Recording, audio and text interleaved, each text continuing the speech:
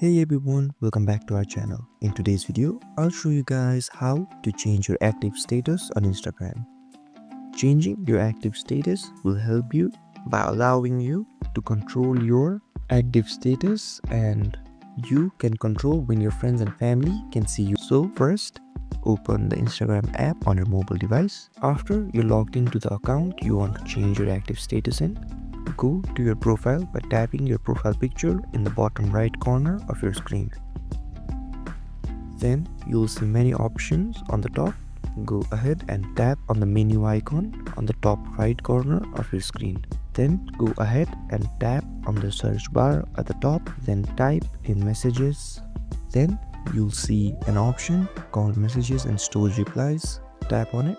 Here you'll find an option called show activity status. Tap on it.